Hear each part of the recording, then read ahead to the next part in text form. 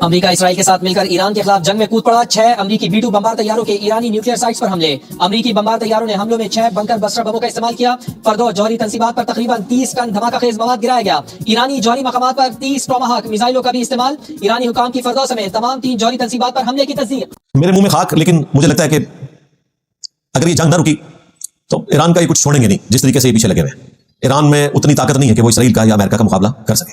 सीधी सी बात है। इसलिए बाकी मुसलमान मुल्कों की जिम्मेदारी है, सऊदी अरब की, तुर्की की, पाकिस्तान की। ये 3 बड़े मुल्क ऐसे हैं जिन्हें इस वक्त फ्रंट से लीड करते हुए OIC के, UNO के फोरम को यूज करके इस जंग को फिल वक्त रुकवाना चाहिए। आपको याद होगा, मैंने कई हफ्ते पहले एक वीडियो रिकॉर्ड करवाई थी जब ये इंडिया पाकिस्तान की वार का सिलसिला चल रहा था। उस वक्त भी मैंने ये बात की थी कि इस वक्त जो प्रेजेंट सिचुएशन चल रही है उसमें ईरान को अमेरिका की बात मान लेनी चाहिए और डील कर लेनी चाहिए। अगर आप डील नहीं करेंगे तो आप उनका मुकाबला नहीं कर सकते। अब पाकिस्तान की मिसाल देना गलत है। पाकिस्तान ने जिस जमाने में अपने न्यूक्लियर वेपन को डेवलप किया है, वो वक्त ऐसा था कि उस वक्त पाकिस्तान के पास अफगान वार का शेल्टर मौजूद था। अमेरिका को रशिया के खिलाफ पाकिस्तान की जरूरत थी, इसलिए उस वक्त जो पाकिस्तान के प्रेसिडेंट थे जियाउल हक साहब, उनसे हमें कई मामलों में इख्तलाफ है, लेकिन ये उनकी बहुत बड़ी खूबी है कि उन्होंने बड़ी समझदारी और होशियारी के साथ पाकिस्तान के न्यूक्लियर प्रोग्राम को, जो जुल्फकार अली भुट्टो ने स्टार्ट किया था, और उस वक्त जितने भी साइंटिस्ट थे, इंजीनियर्स थे, सबका क्रेडिट है, और अल्टीमेटली उसे मंतकी अंजाम तक जियाउल हक साहब ने पहुंचाया। वो जो अफगान वार थी उसमें अमेरिका को हमारी जरूरत थी और इस शेल्टर में वो हमें उस तरीके से रोक नहीं सके, वरना रोक लेते। और उसके बाद 28 मई 1998 को पाकिस्तान ने जो एटॉमिक ब्लास्ट किए, वो एक मुबारक दौर था कि ये सब कुछ हो गया। वरना मुझे बताएं, 11 सितंबर 2001 के बाद ट्विन टावर का जो अटैक हुआ अमेरिका में, उसके बाद कोई सोच भी सकता है कि अपने आप को डिक्लेयर कर सके? इसलिए देखें कि अभी तक 7 ही मुल्क हैं जो डिक्लेयर हैं। 5 वो वर्ल्ड पावर्स जो हैं, अमेरिका, UK, फ्रांस, रशिया और चाइना, और 2 उनके अलावा है इंडिया और पाकिस्तान। इसराइल के बारे में कहते हैं कि अनडिक्लेयर है, अगर हुई तो वो 8वीं होगी।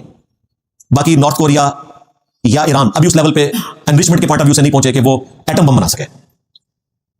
तो मुबारक दौर था। और उस जमाने में जो हमारे प्राइम मिनिस्टर थे नवाज शरीफ साहब, ये क्रेडिट है उनका कि उन्होंने अमेरिकन प्रेसिडेंट की ऑफर को कबूल नहीं किया।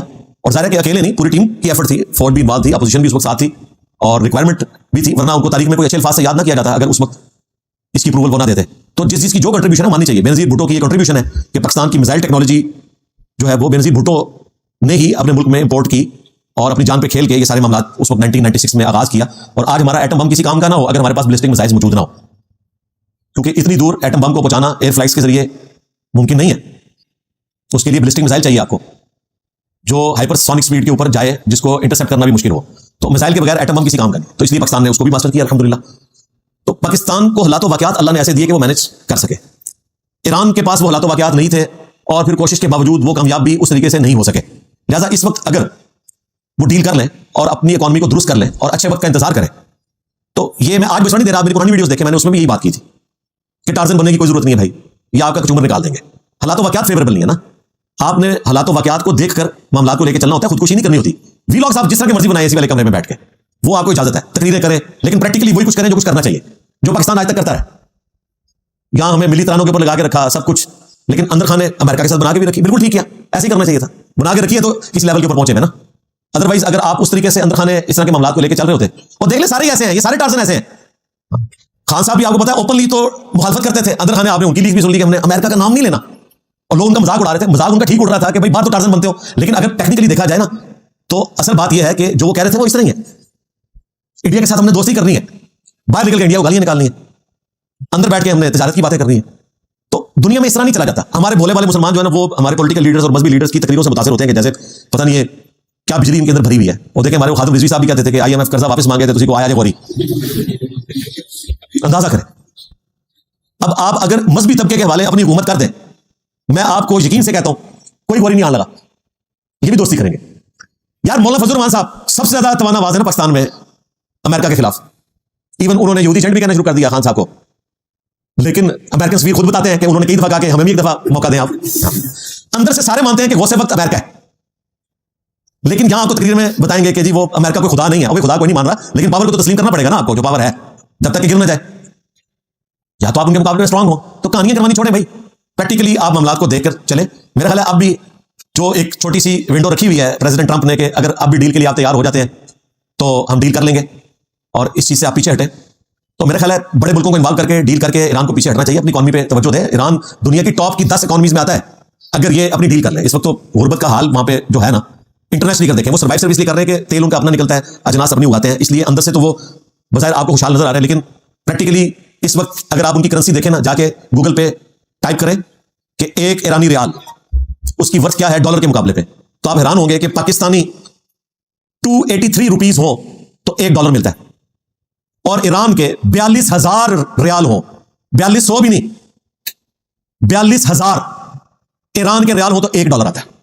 ये करेंसी का हाल है उनका।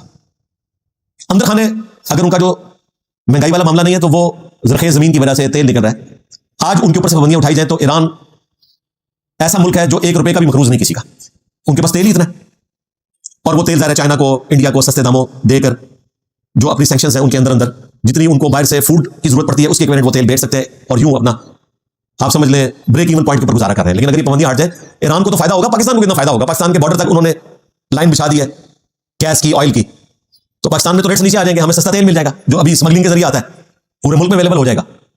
तो इस पूरे रीजन का फायदा है कि अगर ईरान इनके साथ समझौता कर ले, ये कोई सजदे में गिरना नहीं है भाई, आपको वक्ती तौर पर सुलह हुदैबिया करनी पड़ती है। नबी इस्लाम ने तो स्ट्रांग होते हुए कर ली थी हालात वाकयात की वजह से, आप तो शाही कोई नहीं है इस वक्त उनके मुकाबले पे। और ये मौके मेरा आज का नहीं, मैं बार बार कह रहा हूं, मेरी पुरानी वीडियोस में मौजूद है कि ईरान को डील कर लेनी चाहिए और इस वक्त किसी तरीके से अपने मुल्क को क्राइसिस से बाहर निकालना चाहिए, जो पाबंदियां उनके ऊपर लगी हैं उनसे बाहर निकालें और इस पूरे इलाके को चाइना के साथ, रशिया के साथ मिलकर डेवलप करें, क्योंकि इस वक्त इंटरनेशनल पॉलिटिक्स भी इन्वॉल्व है, ज़हन में रखिएगा, सिर्फ ये इस्लाम वाला इशू नहीं है, इंटरनेशनल पॉलिटिक्स भी इन्वॉल्व है। क्योंकि ईरान चाइना और रशिया का पार्टनर है, इस वजह से अमेरिका की आंखों में खटकता है और इसराइल को उन्होंने हलाशेरी दी हुई है, सीधी सी बात है। ईरान में अगर रजीम चेंज हो उनकी ख्वाहिश के मुताबिक और कोई ऐसी प्रो अमेरिकन गवर्नमेंट आ जाए जो रशिया और चाइना को छोड़कर अमेरिकन ब्लॉक में आए, तो ये उनके लिए फायदे की चीज है और वो यही करना चाहते हैं, लेकिन प्रैक्टिकली ये पॉसिबल नहीं है, बहुत मुश्किल काम है। अगर किसी जाली तरीके से इस तरह का कोई मामला किया भी गया तो वो सस्टेन नहीं करेगा, क्योंकि वहां के अवाम जो है पाकिस्तान की तरह कोई डिवाइडेड नहीं है पॉलिटिकली, ना मजहबी तौर पर, वहां भाई एक ही फिरका है, मेजॉरिटी शिया सुन्नी है, को एग्जिस्ट कर रहे हैं, और उनके जो सुप्रीम लीडर हैं वो उनके लिए इमाम हनीफा है। हाँ जी, यहाँ पे देवबंदियों और बरेलियों के इमाम हनीफा जो है वो ऑलमोस्ट 1200 साल से कब्र में, और वो उनकी तकलीद करते हैं। शिया जो है वो जिंदा इमामों की तकलीद करते हैं, और जिंदा इमाम इस वक्त 2 हैं उनके। इराक में सिस्तानी साहब है जिनके एक फतवे ने दाइश को शिकस्त दे दी, और पूरी इराक की इमाम दाइश के खिलाफ खड़ी हुई, जिस दाइश को अमेरिका शिकस्त नहीं दे सका था, हालांकि उन्होंने खुद बनाई थी। एक फतवे की बुनियाद के ऊपर अवाम उनके खिलाफ खड़ी हुई और उन्हें इराक से बाहर निकाल दिया। और दूसरे जो सुप्रीम लीडर हैं वो खामनाई साहब हैं, जो ईरान में सुप्रीम लीडर हैं, वो वहां पर ना भी बैठे हो, वो दुनिया के किसी मुल्क में बैठे हो, उनके अवाम उनको फॉलो करते हैं, ज़ाहिर वो जिंदा इमाम की तकलीद करते हैं। इस एतबार से समा और इताअत का सिस्टम बड़ा स्ट्रांग है शिया के अंदर, इसलिए रजीम चेंज से वहां कोई मामला हल होने वाला नहीं है। खुमैनी साहब का जब इंकलाब आया था 1979 में, उस वक्त सेकुलर्स ने भी उनका साथ दिया था ईरान के शहनशाह के खिलाफ, क्योंकि वो अमेरिका की गोद में बैठा हुआ था और ईरान के रिसोर्सेज जो है वो सबसे बड़ा रिसोर्स जो है उनका तेल, उसमें वो कंप्रोमाइज था। फिर खुमैनी साहब इंकलाब लेकर आए और उसके बाद ज़ाहिर उन्होंने एक सख्ती भी वहां पर की, कुछ चीजें मैं समझता हूं कि उसमें नरमी भी होनी चाहिए, तो वहां पर थोड़ी बहुत मुखालफत उनकी पाई जाती है, लेकिन इस लेवल की नहीं है कि कोई रजीम चेंज करवाई जा सके, या अगर करवाएं तो वो सस्टेन रहेगी, बेताज बादशाह वही होंगे, इसे में रखिएगा।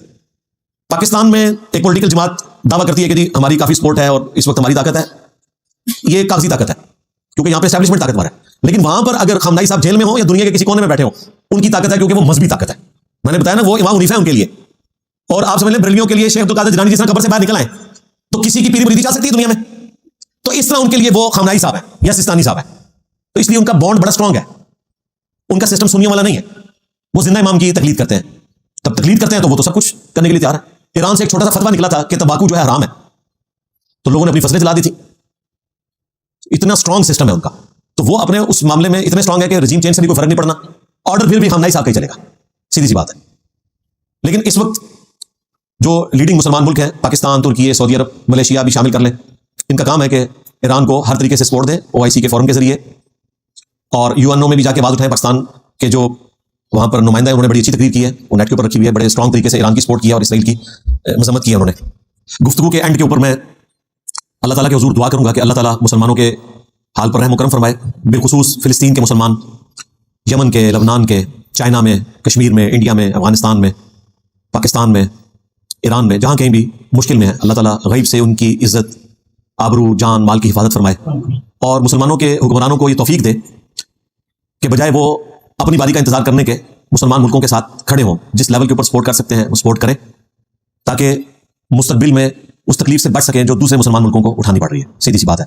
और इसमें अगर लीडिंग कोई किरदार अदा कर सकता है तो पाकिस्तान अदा कर सकता है। ज़ाहिर है इस वक्त सबसे स्ट्रांग आर्मी भी पाकिस्तान की है मुसलमान मुल्कों में से, और डिफेंस सिस्टम भी सबसे ज़्यादा स्ट्रांग है। इसकी बुनियाद के ऊपर मैं नहीं कहता कि काफिरों के ऊपर कोई जंग मुसल्लत कर दे, लेकिन इसको यूज़ करते हुए चाइना और रशिया को अपनी सपोर्ट में लाते हुए इसी तरीके से इस वक्त तो जंगबंदी का मामला करें, क्योंकि ईरान ने हमेशा फ़लस्तीनियों की हिमायत की है, इस वजह से इसराइल उससे दुश्मनी भी रखता है।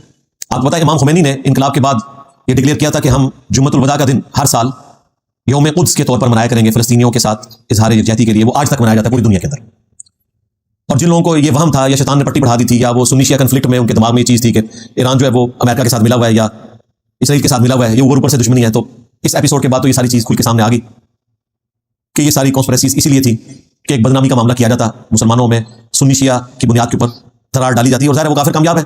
मुसलमान हुक्मरानों का काम है कि इन चीज़ों से बाहर निकल कर अब इस वक्त अपने मुल्क को बचाने की खातिर ही दूसरे मुसलमान मुल्कों का साथ दें, ताकि कल को आप पे बुरा वक्त आए खुदा ना खास्ता तो वो मुल्क भी आपके साथ खड़े हों। वैसे तो यहाँ तक नौबत ही नहीं आनी चाहिए, सीधी सी बात है। और जुबानी कलामी दावे करने या ट्वीट करने की बजाय आप प्रैक्टिकली कोई अमल करें। OIC के फोरम से, UNO के फोरम से फ़लस्तीन के हक में आवाज़ बुलंद करें। मुझे तो लगता है कि फ़लस्तीन से तवज्जो हटाने के लिए इसराइल ने ये सारी ड्रामाबाजी की है। पहले उन्होंने इंडिया को पाकिस्तान पे चढ़ाया, वो नाकाम हुए, तो अब इन्होंने दूसरा मास खोल लिया, क्योंकि यूरोप में, अमेरिका में, इवन हुकूमती लेवल के ऊपर भी अब इसराइल के खिलाफ आवाज़ उठना शुरू हो गई थी कि ये जेनोसाइड कर रहे हैं। ये वही कुछ कर रहे हैं जो हिटलर ने यहूदियों के साथ किया था। खुदा गंजे को नाखून न दे, उस जमाने में यहूदी मजलूम थे, आज हिटलर की जगह पे यहूदी आके बैठ गए और मुसलमान मजलूम है, सीधी सी बात है। और मुझे तो ये भी खतरा है कि इस वक्त इसराइल और इंडिया का जो ये गठजोड़ है, बल्कि अब ईरान में भी सुनने में आ रहा है कि इंडियन लोग ही थे जिन्होंने जासूसी की है इसराइल के लिए भी, और पाकिस्तान के खिलाफ भी जासूसी वाला मामला जो है उन्हीं एजेंट्स के जरिए होता था। एक एक करके वो चीज़ें सामने आ रही हैं, लेकिन अब तो बहुत लेट हो चुके हैं। इतनी ज़्यादा उनकी रजीम के अंदर गद्दार दाखिल हो चुके हैं कि शायद उनकी सफाई करना अब मुश्किल हो।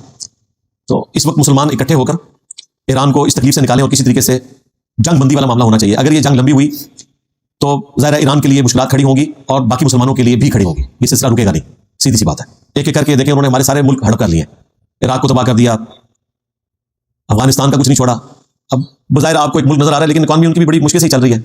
चोरी के पैसे के ऊपर ही चल रही है इकॉनमी, सीधी सी बात है। $7 अरब का हर साल ट्रेड डेफिसिट उनका होता है, जो वो स्मगलिंग के जरिए पूरा करने की कोशिश करते हैं। अब शुक्र है चाइना ने दोस्ती करवाई है पाकिस्तान की और अफगानिस्तान की, तो कोई ट्रेड का सिलसिला शुरू हुआ है और इंशाल्लाह उम्मीद है मामला बेहतरी की तरफ जाएंगे। मुझे तो अब उम्मीद की किरण जो है वो चाइना ही नजर आता है वर्ल्ड लीडर के तौर पर, कि किसी तरीके से मुसलमानों के लिए कोई सहारा बन जाए, सीधी सी बात है। अदरवाइज कोई अच्छे हालात नजर नहीं आ रहे। हम दुआई करेंगे अल्लाह ताला के हुजूर, रब्बना आतिना मिन लदुनका रहमा वहय्यि लना मिन अमरिना रशदा, रब्बना आतिना फिद दुनिया हसना वफिल आखिरति हसनतन वक़ीना अज़ाबन नार, अल्लाहुम्मा अहसिन आक़िबतना फिल उमूरि कुल्लिहा व अजिरना मिन ख़िज़्यिद दुनिया व अज़ाबिल आखिरह। सल्लु अला मुहम्मद व आलि मुहम्मद, अल्लाहुम्मा सल्लि अला मुहम्मद व अला आलि मुहम्मद व अस्हाबि मुहम्मद व अज़वाजि मुहम्मद व उम्मति मुहम्मद अजमईन इला यौमिद्दीन, आमीन।